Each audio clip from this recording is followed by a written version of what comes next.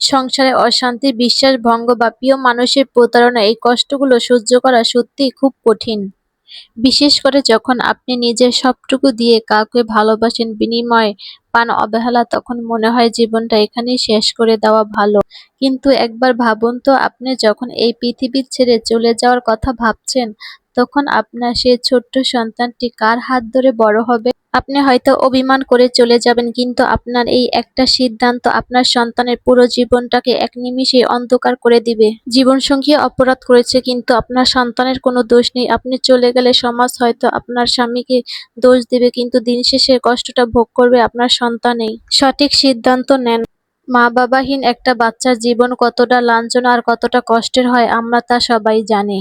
আপনি কি চান আপনার অবর্তমানে আপনার সন্তান মানুষের দ্বারে দ্বারে ঘুরুক? সে কি জানবে না তার মা তাকে ছেড়ে চলে গেছে শুধু একজনের উপর অভিমান করে?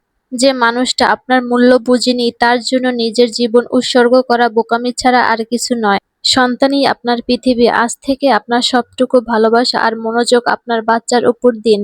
সে বড় হয়ে যেন বলতে পারে, আমার মা আমার জন্য লড়াই করেছে।